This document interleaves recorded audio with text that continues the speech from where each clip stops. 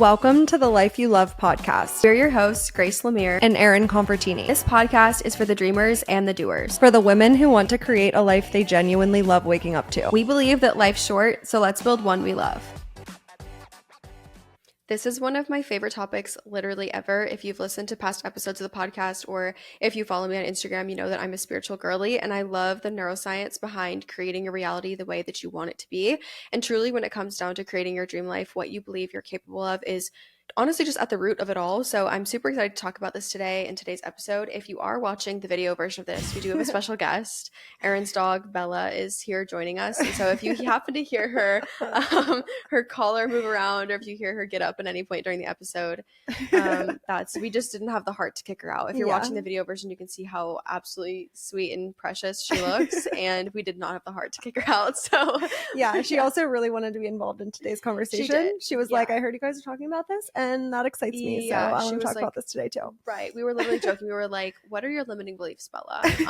And she doesn't have any. She believes that she deserves all the treats in the world and all of the struggles in the world. So unfortunately, we are both pushovers and decided she's spoiled. To make her leave the room. Yeah, but this is one of my favorite conversations as well, because obviously we've been talking a lot on the podcast in the last couple of weeks about like mindset and what you believe to be true ultimately does become your reality, and kind of like shifting your beliefs and shifting your mindset is so important. And I have realized this so much over the last couple of years. And we're going to talk in this episode today, not just about money, not just about life, not just about career, but we're going to talk like kind of holistically about it and give you some examples in those different pillars. But I think the first area that this became prevalent for me was in the money space. And it really made me learn that your environment and like who is in your environment and what is in your environment is largely what makes up what you believe you're capable for. I know for me, and I've talked about this on the podcast before, but my environment when it came to money and wealth was primarily I grew up in a very middle class family, right? And it wasn't a wealthy area. There weren't a lot of people around me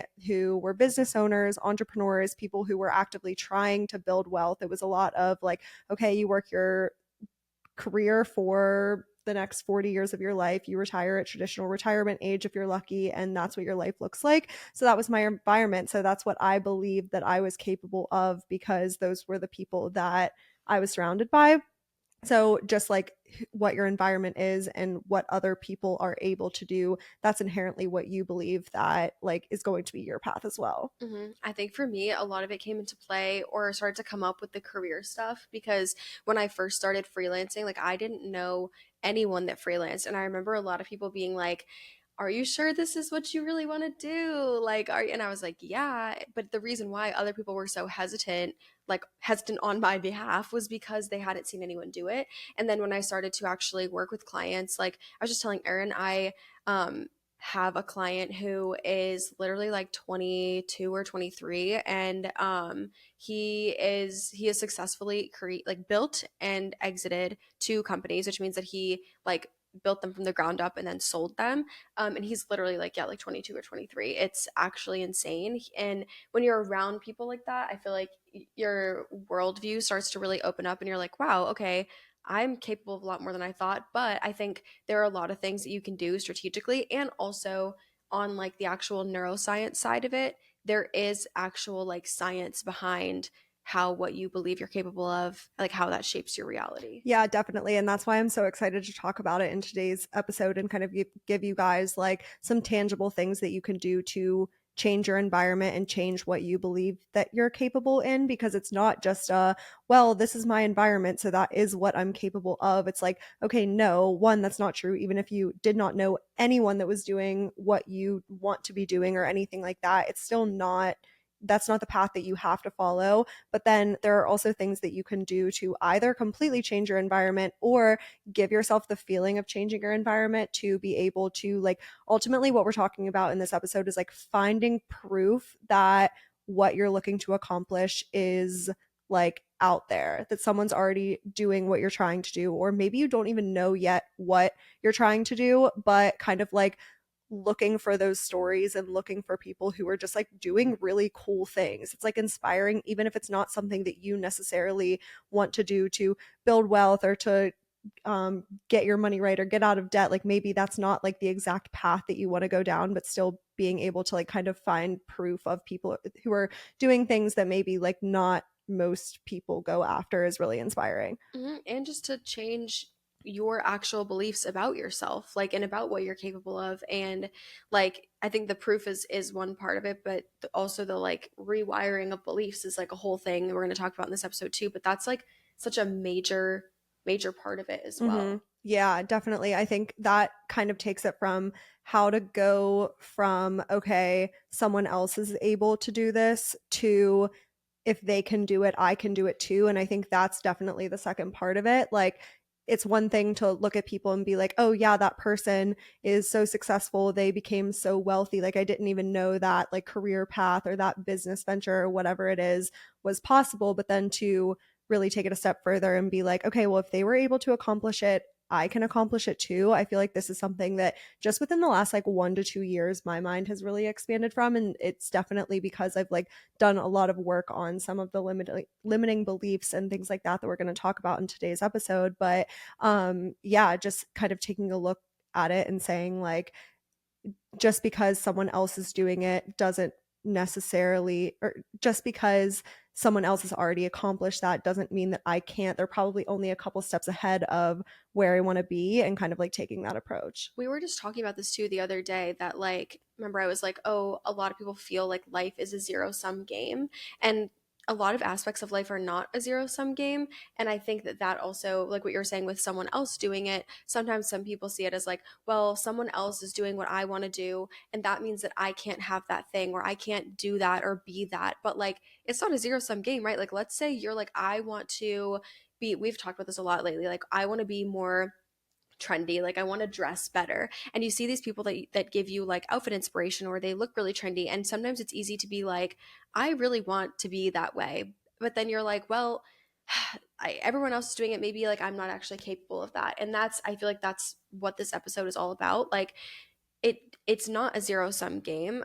If someone else is like really successful at, let's say, like real estate investing, like that doesn't mean that you can't be really successful at real estate investing because somebody else has already like hogged all the success or whatever. Mm-hmm. Like it's, I think that sometimes we do view life as a zero sum game, and of course there are aspects of life that are probably like that. You know what I mean? Like if someone, we were talking about this in the car the other day, like if you're eating a pizza and like one person wants half, another person wants a quarter, and you also want half, well, guess what? Like that's not, it's not going to work out that way because Yeah. you, yeah, that would be more than a whole pizza. But like when it comes to things like your career and like money and life, like there's really a lot of it that just is not a zero sum game and shouldn't be viewed that way. And part of actually getting to where you want to be is believing that you are capable of having that life, which yeah, is the Yeah. whole point of today's episode. Yeah, I think two things on that before we get into some of like the, like, I know we want to talk about like the neuroscience Yeah. aspect, but I think two things have really helped me in this aspect. The first one is learning to humanize successful people.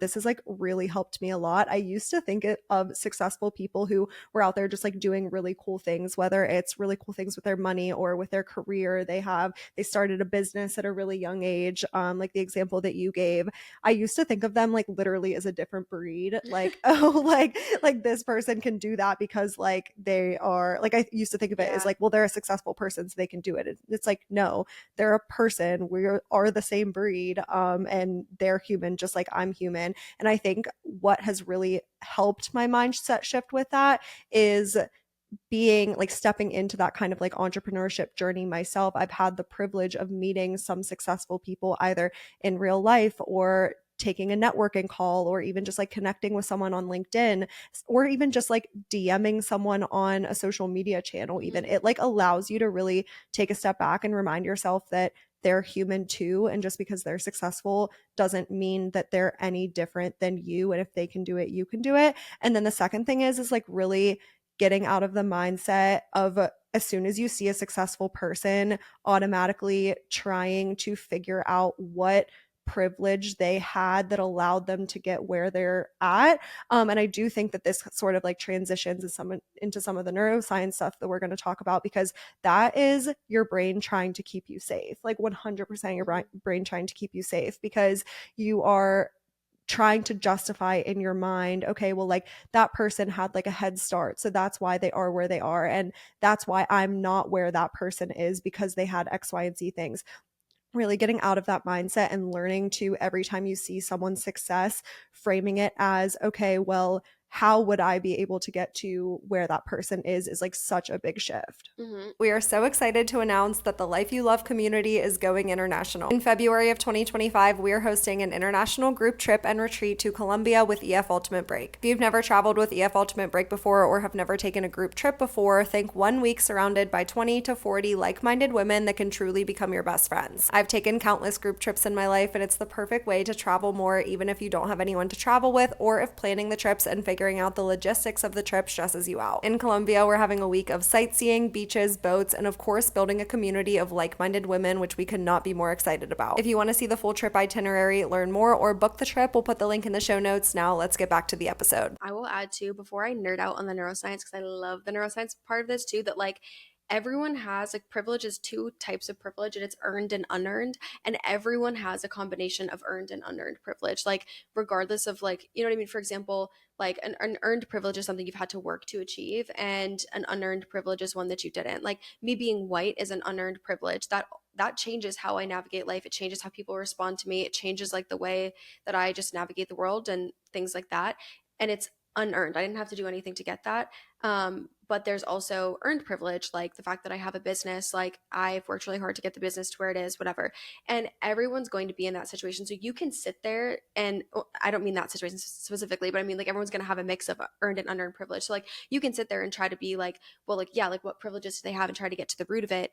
But it, like you also have earned and unearned privilege. You know what I mean? There's a combination of them. And I think that yeah, trying to like decipher it is just like a frankly a waste of time. And we were talking about this earlier too, that like sometimes like it is unfair to be like, okay, maybe for example, we were talking about like student loan debt, and like it's unfortunate to think like, oh yeah, like you know, someone's parents might have been able to pay for their entire college, and that meant that they don't have any student loan debt, and my parents couldn't afford my college, and so I had a ton of student loan debt. Like, is it unfair that like you didn't get to have that experience, whatever? Yeah, it is. But like again, you can sit there and harp on like why it's unfair and all these things, or you can try to Mm-hmm. work on your beliefs that you're still capable of achieving that regardless of the mix of earned and unearned privilege that you have. But okay, getting into the neuroscience part of it, because this is I love the neuroscience part of it. Like I love nerding out on this. But basically, when you are living in alignment, you'll feel this sense of like peace and harmony about yourself and about your life. And you'll just feel like, yeah, at peace, like very calm. And that's like the feeling that a lot of people are after. And I can say from experience, it's the best feeling. It just, yeah, it feels like everything's just going right. And it's like, this is amazing. And the way you're going to get to that alignment, that feeling of alignment, is when your subconscious beliefs are in alignment with your conscious desires. So your brain is made up in two parts. There's the conscious and the subconscious. The subconscious is in charge of basically all of your like automatic actions, all of those like just yeah, like decisions you don't even think about, quick judgments that you make, things like that. And it's also the part of your brain where your beliefs are stored. And then your conscious is your active and aware thoughts. So if you're like, I, you know, like want to go to the store, that's like a conscious desire, versus like something like, oh, I'm not capable, or I'm not worthy, or all men suck, or strangers are mean, or like whatever it is. Those are all like subconscious beliefs. So again, in order to get into alignment, your subconscious beliefs need to match your conscious desires. And the less disjointed these two things are, the more in alignment and at peace you will feel. And the more disconnected they are, the more out of alignment you're going to feel. So when you're just feeling like nothing seems to be going right, and you're just like, you know, uncomfortable or just feeling like ugh, you know, like feeling meh, usually it's because you're not in alignment, and it's because your conscious desires, whatever you want in that situation, is not the same as your subconscious beliefs, the beliefs that you hold in the back of your head. So as you can imagine, right, if your subconscious is in charge of all those like automatic actions, your subconscious beliefs are going to shape your reality. Because if you are, yeah, making those quick judgments of people, or if you, believe that you're not capable of something and your brain is, again, making those quick judgments, you're going to kind of perceive situations in a different way than what the reality might be. So, like, for example, if you have a limiting belief that, I think this is probably like relevant for a lot of women, but if you have a limiting belief that, like, other women just don't like you and like it's hard to make friends. When you go to like an event with a lot of other women, your brain might perceive very, very small things like the way that someone moved or the way that they talked or whatever as, oh, that person didn't like me. Because your brain's job is to keep you safe. And one of the ways it does that is affirming whatever those subconscious beliefs are. However, if you have a belief that, you know what, it's easy to make friends and I always find the right people and whatever, you might go to that same event and perceive those same actions and things as literally nothing, as like Mm-hmm. meaningless. Like, oh yeah, the way that person like walked over to me or the way that person exited the conversation, like that wasn't, it didn't mean anything. It didn't mean they didn't like me. And so it shapes your reality and the way that you view things. Yeah, absolutely. I think like another thing to add to that too is like the way that you believe things to be true ultimately shapes how you show up and how you act in Yeah. certain situations. So, using the same example with that limiting belief right there, like if you walk into an event and say, well, the people here don't like me, the way that you introduce yourself to Yeah. people is Your going to be different. energy. Your energy Yeah. is going to be different. The way that like your brain is trying to keep you safe. So, you might inherently like give a snarky response back to someone Hmm. unwarranted because you think that they are being rude to you because that's what you believe to be true before you even walked into the room. Right, yeah, or you might be like more standoffish or things. I think that example is like so probably so relevant for so many women. I Yeah. know for me that's something that I always struggled with, like because when I was younger I was bullied, and so I always felt like, oh, are people gonna like me? And I would go into it being like, oh, like people aren't gonna think I'm cool, they're not gonna think I'm nice, they're not gonna think I'm pretty enough or funny enough or like whatever it is. And like you really have to work on that because it does change the way that you perceive how other people move. But so then when I started learning this, I like took a neuroscience and manifestation course last year that was like 20 something weeks.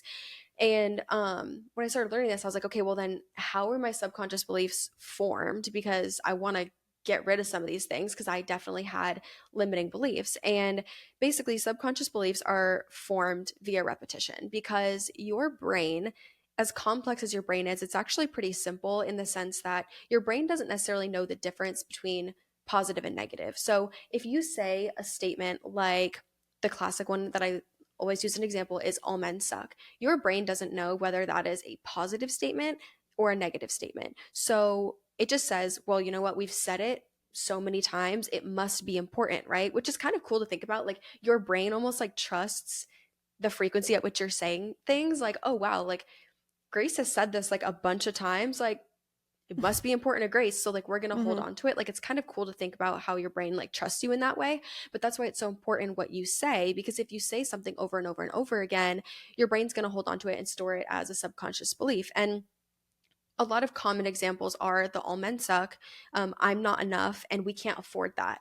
And it's unfortunate and fortunate depending on how you grew up and what your situation was, but certain things that our parents said to us all day every day, or oh, we start to internalize those and we hold on to them as subconscious beliefs, and then we get into adulthood and we're like, why do I always feel like I'm in a scarcity mindset? Why do I always feel like I never have enough? Or like, why do I always feel like my body is never enough? And then you trace it back and you're like, well, you know what, like, wow, like my mom, aunt, friend, whoever always like, would make comments about my outfits, or that I didn't look good, or that I, needed to suck in photos, or my parents were always saying we can't afford that, or like freaking Mm-hmm. out over when something would break because we didn't have money, things like that. Those things your brain is now held onto, and now you as an adult, you are responsible for now rewiring those beliefs. Yeah, I think that's a really important piece to kind of emphasize here is that most of what makes up your subconscious, unless you're actively trying to Hmm. rewire it, is made up from your childhood. And that's why so many people, like most of our life, we live on autopilot. When Yeah. you think about it, like so much of your life,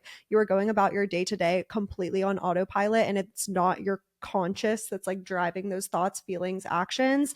But then kind of like once you learn these things, you're thinking about it so much more, and it all stems back to how can you spend more time in your conscious and less in your subconscious, actively trying to rewire the things that ultimately were shaped from when you were a kid. Yeah, when I took this neuroscience class, like or program or whatever last year too, it was more like manifestation focused, but we did a whole bunch on neuroscience, and that was like one of my favorite parts. But one of the things that I thought was most fascinating is that we have this little part in our brain called the reticular activating system, or the RAS, and it basically serves as like a filter between our reality, based on our belief system, and what our brain has deemed to be important. And the example that was given, I think in the program or in one of the other like teachers that I listened to about it, was like, wherever you are right now, wherever you're listening to this podcast, like look around your surroundings, whether it's in your room, in your car, whatever, and try to focus on as many things that are brown. Like look for things that are brown around you, and just, keep a mental log, start to like, think of whatever. And now I want you to try to recall as many things that were blue. Like it's probably going to be a lot harder to recall the things that were blue, because I didn't tell you that the blue things were important. I told you that the brown things were important. So your brain is sitting there, because I don't remember the exact like numbers, but like when you're at any given moment, your eyes and your brain are taking in like millions of like megabits of, I don't know if it's megabits, like whatever Yeah, yeah, metric a it is. lot. Yeah, it's a lot, It's a but lot. it's like millions of like megabits of information at once, and your brain can't possibly process all of that at the same time. So it filters it through the RAS to focus on what is important, what's been deemed important to your brain. So like how I just said, oh well, brown things are important, you focused on brown, not on blue, which makes it a lot harder to recall the blue things. And so you can Mhm. really think about how that shapes your reality on a day to day. Yeah, And the yeah. example that I or a couple of examples that I've heard that have really stuck with me, because like I have heard or I don't think it was like brown, but it was Yeah, it's pay just attention like whatever color. pay Yeah. attention to things that are like heart shaped or something, and like Mm. clouds in the sky. I don't know, but a couple of examples and like how this applies in my life is cars. So I was Oh talking to a yeah. friend about how my absolute dream car is a baby blue Bronco, and it says like Bronco in red in the front. The amount of baby blue Broncos with red Bronco lettering since Mm-hmm. I have said that is insane. Like I see them on the road literally all the time, and before I had the conversation with my friend, I never saw them. So that Right. just like kind of shows like once something is, let's say it's the same thing with like if you really want a Tesla and all of a sudden you test drive a Tesla and you decide that you really want it, you see Teslas on the road all the time. Mm-hmm. The other one that I think of is angel numbers. You and I talk all the time about angel numbers and how we see them all the time, but it's because we're looking for that, like in our subconscious brain is looking for them at this point, because we talk about them all the time. Anytime I do see an angel number, I Google like what the meaning is, Mm-hmm. because I like am interested in it, so I see them more frequently. It's not because I'm like luckier than the person next to me that never sees angel numbers. It's just like that's what your brain is paying attention to. Yeah, it's not that everyone went and bought a Bronco all of a Yeah. sudden. Yeah. Yeah, in the program that I took, she used the example too of like when you say you want to travel somewhere, you're like, well, I really want to go to Cabo. And then all of a sudden it seems like you're seeing, like, you go into like a store or whatever, and there's like a brochure for like something in Cabo, or you start seeing like things on the news about Cabo, or like it's all of a sudden like your friend from high school goes to Cabo, and you're like, why is everyone going to Cabo all of a sudden? It's not that everyone's going to Cabo all of a sudden. It's just that your brain has now been primed to focus on that more. And the car example is one that she uses in that program too. But when it comes to like rewiring the beliefs, because that's part of like what this episode we want to talk about, like how to actually like rewire them. And I think also like there, I mean, there's a lot of things you can do, don't get me wrong, but the things that have been the most impactful for me, one has been affirmations. And I, so okay, let's go back to where I said that subconscious beliefs are formed through repetition, repeated over and over and over again. The way to access that part of your brain to then rewire that belief is through repetition. So saying the opposite of whatever that limiting belief is. And it can be tricky to identify what your limiting beliefs are. So I definitely like, I'm big on therapy, like go to therapy, talk to your therapist about it. They can help you identify them. But also, if you really want something to come into your reality, like if you're like, I really want this job, I really want this job, whatever, but you're struggling with like doubts around it, or you're feeling like you'll kind of start to feel them a little bit. And I feel like by being like really honest with yourself too, you can kind of get to the root of what your subconscious beliefs are. But repeating them over and over, repeating the opposite of what your subconscious belief is the whole entire premise of affirmations, and why affirmations are so important. And it's funny because we've talked about this too, like offline, that I used to think that affirmations were so stupid. And I would have therapists who would be like, go do affirmations. And I'd be like, um, no. I'm like, that's dumb. I don't want to sit there in front of the mirror and be like, I am beautiful. I am whatever. Like I would be like, that's so silly. But the reality is it's because it literally will rewire your beliefs and change the way that you perceive the world, which is insane to think about. So I practice affirmations like literally every single day, and it's made such a massive difference for me. I just, yeah, you Yeah. all you really do is literally just repeat the opposite of like what your belief is, and we'll share some examples in a little bit. But Yeah, I think a lot of people do affirmations in a way that isn't impactful. And I think that's yeah, like the conversation that we want to have around like what how can you like do affirmations in a way that actually is one targeting the correct limiting belief, but then also like working to rewire it, because I think that's the thing. Like for me, and I know we've talked about this before, either on the podcast or offline, but for me, I always felt like affirmations were me sitting there writing like the things that you see on Pinterest, like I am beautiful, I am unique, I am smart, and just like listing all of those like in a line, like over and over and over again. And I was like, this is so dumb. Like, what am I doing? Or you saw like all the sticky notes, like listed on your mirror, like I am beautiful, I am beautiful. Like, that's great. But like, chances are you probably aren't thinking about the fact that you're not beautiful like in the moment of like you writing that on the sticky note on the mirror. It's like, what is the limiting belief that is like top of mind prevalent for you in that moment, and how can you write that affirmation over and over and over again to focus on it when it's a problem for you? And I know for me, like coupling the affirmations with journaling really helps me to kind of like bring those limiting beliefs to the surface and think through like, okay, what is truly like either causing me anxiety right now, or what am I like really in my head about right now, and like journaling about that and letting that like come to fruition by itself. And then me looking at my journal entry and being like, okay, like these are the things that I need to like work on in this moment, because me sitting here writing about the fact that I'm beautiful on a day when I am actually having a limiting belief about my career or about my financial future or stability, something like that, that's not going to be impactful and it's not going to change anything. yeah. I will say too though, that if you so let's say like you are having like a limiting belief with your career where you're like, I'm not capable of like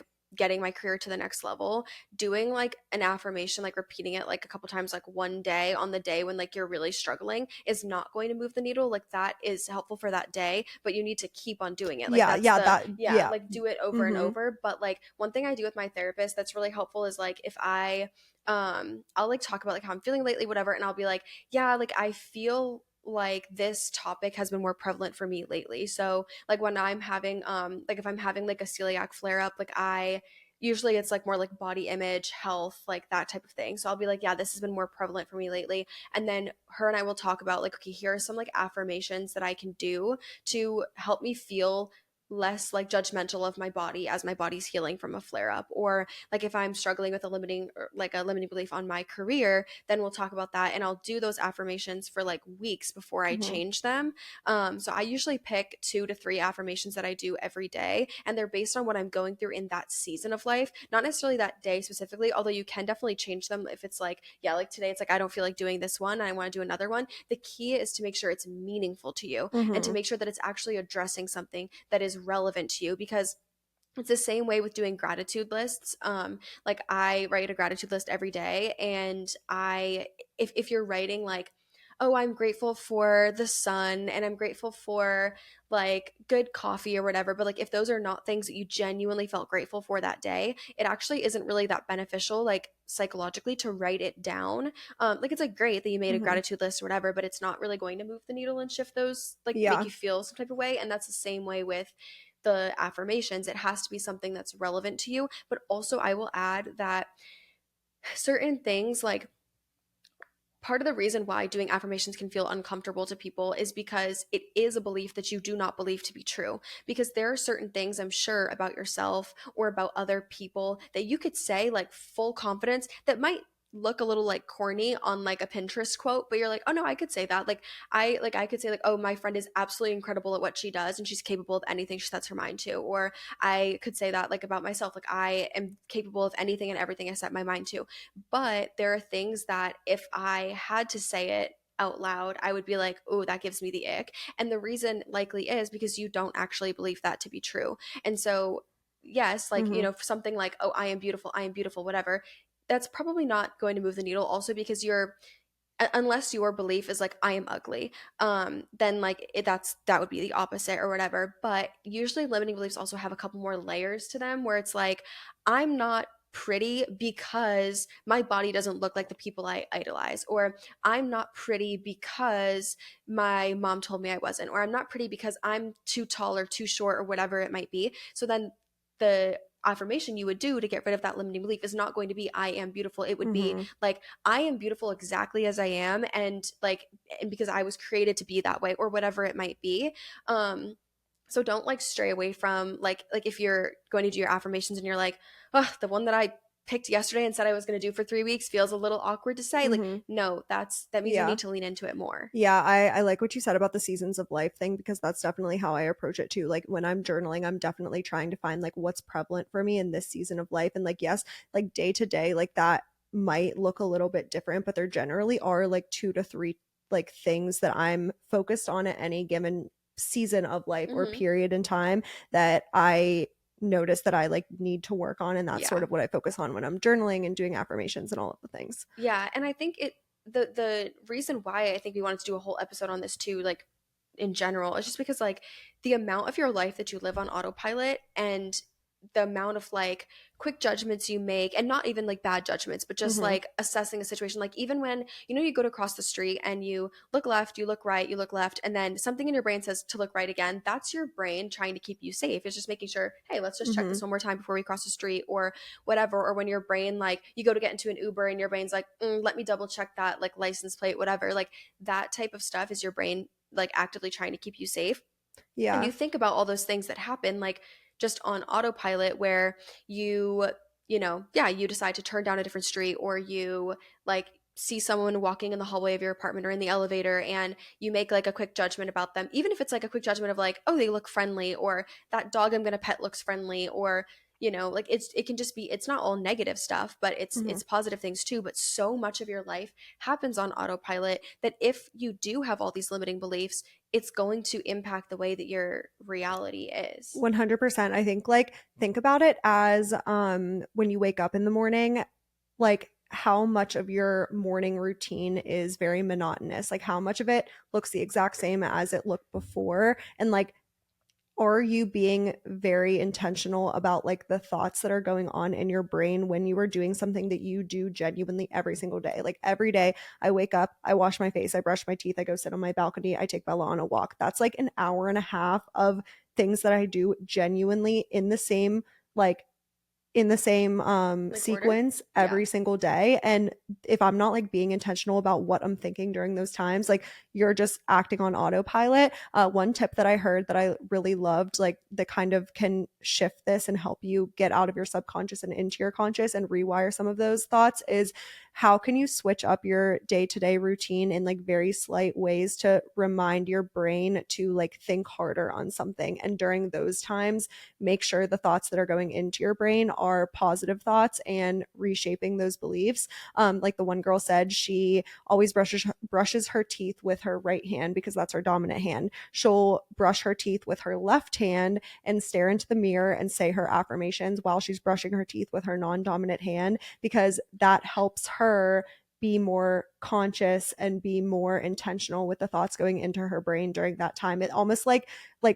makes you wake up and kind of like get out of that autopilot mode. Yeah, I was gonna say, I feel like, and I don't know what the neuroscience behind it is because I didn't like learn this in the course, but I wonder if there is like something with like doing your affirmations when you are in like on Yeah. autopilot versus like doing them when, like for me, I journal every night before bed, and then that's when I write my gratitude list down, I write my affirmations down, and then I say them. So I'm very consciously aware of like what I'm doing, versus if I said my affirmations while like maybe like in the shower or something, when I'm just like on autopilot, or yeah, when I'm Hmm. brushing my teeth and I'm not really like thinking it through much. I think that's also Yeah. the benefit of like multiple means of doing your affirmations, because you're like writing them down, but then you're also verbalizing them. So it's like even if there is like a little bit of autopilot from like writing in your journal because you do it every single day, you're sort of like reinforcing that by also verbalizing it. Yeah. I also, one thing I just thought of too that I like honestly forgot that I used to do this, but if it feels like weird to do your affirmations or you don't know exactly like what to say, or maybe you're like just like trying to kind of dip your toes into it, there are audios on Spotify. I don't know quite what they're called. I'm trying to remember. I think it was like affirmation walk or like something like that, but basically it will play like kind of like meditative music. It's like a walking meditation. So you just like go for your normal walk, put your headphones in, and it will be meditation music but with affirmations. And something about the frequency of the audio also like helps access like certain parts of your brain or something. And I used to find that like when I was having like really bad days where I was like, I don't want to say a damn nice thing about myself today. Like I was like, I don't want to do these stupid affirmations and like have to say anything nice.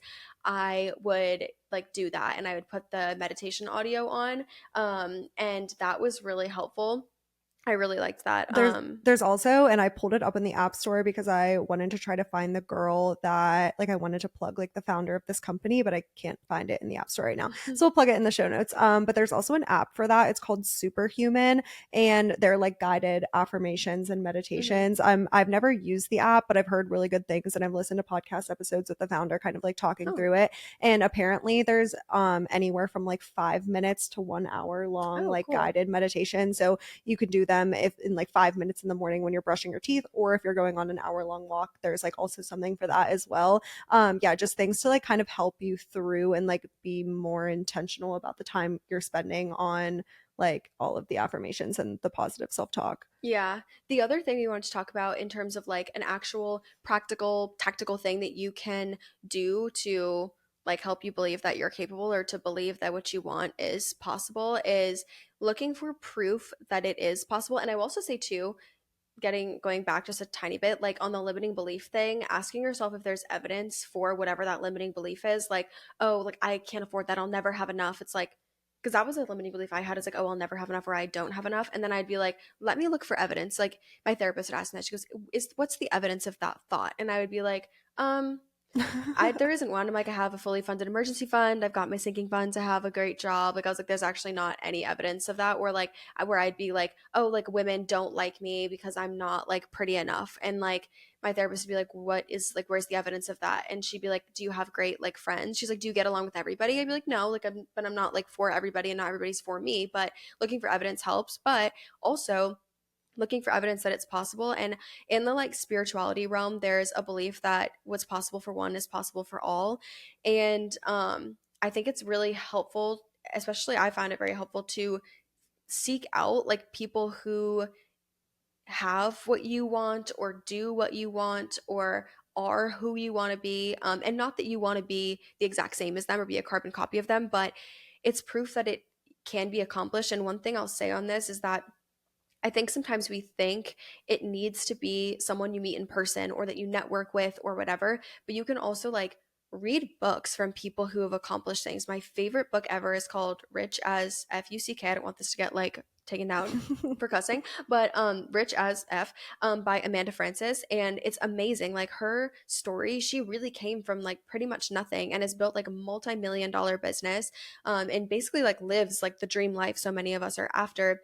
But like reading books from people or watching YouTube videos of people who have that life, and like I think what you'll find too is, are there people who, going back to like the privilege situation and seeing like, you know, what life people had and getting that whole situation, like are there people who are maybe living, they have the dream business that you're after, and are there, you know, did they grow up, were they a trust fund baby and everything was handed to them and whatever? Are there people out there where like that is the case? Yeah, but in most cases I feel like you will find that a lot of the people who have what you want or like are who you would like to be are really not that different from you. And seeing that, like finding proof of that, is actually really like really Hmm. inspiring. And that's what I found with when it comes to like looking for inspiration with finances or career. Like a lot of the people really didn't have much like different experiences than me. It's not like they were starting miles and miles ahead of Hmm. where I'm starting.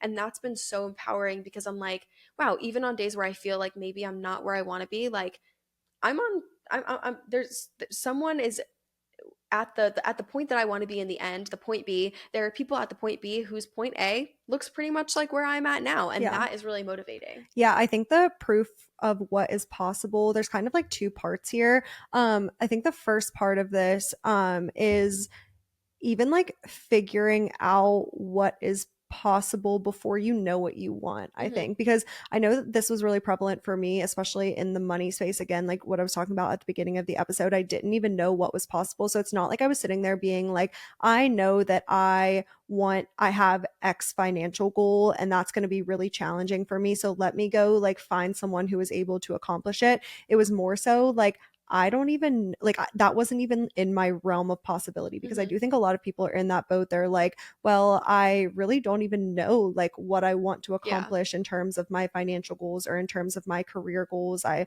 working a job that I like don't really love, don't really hate, but don't really love. And like I kind of can't see, I don't have like the business idea that I want to start, that I want to YouTube like an example of like someone that has already accomplished that. It's not so much of that, but I know for me, what has been super like inspiring and motivating is just listening to as many people's stories as possible of people who are doing things that aren't necessarily exactly something that I could see myself doing, but I always get little nuggets of information that Hmm. sort of like lead me along the path towards figuring out what I want to do. Because like you said, like the goal isn't to become a carbon copy of the person whose story you're listening to in a podcast episode or in a YouTube video. It's about like writing your own path and finding your own story, but the only way that you're actually going to be able to conceptualize what is possible is like hearing from as many people as possible, hearing their stories, hearing their upbringing. I know for me, in the money space, the Bigger Pockets Money podcast, I haven't listened to them in years. I know they're still putting out episodes, but I can't say like what their recent episodes are like. But I know when I was in college, that was one of the first money podcasts that I listened to consistently,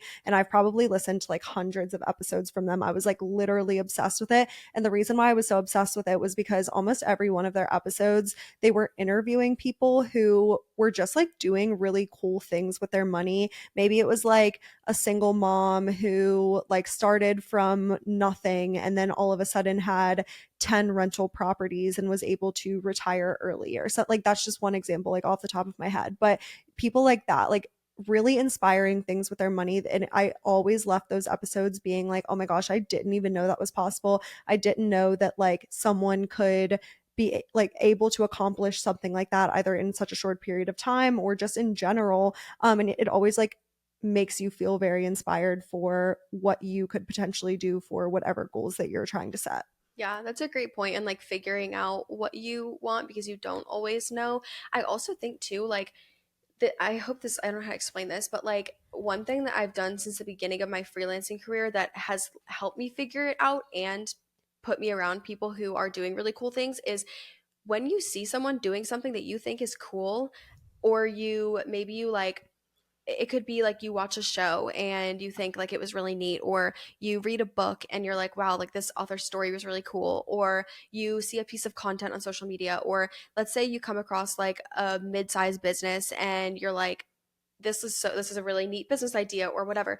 Go like find the like creator of that content or the author or the business owner or the whoever, or even if it's like, let's say you really love like American Eagle or something and you're like, I also like marketing, go find the marketing person from American Eagle like on LinkedIn and connect with them. Just send them a connection request and be like, hey, like what you're doing is like really cool and I just like wanted to connect. I started doing that at the beginning when I started freelancing, and so many of these people have such cool stories and do so many things, but not even like, not even to say that they're like doing the most, but you learn so much about them and about like the world and about what is really possible.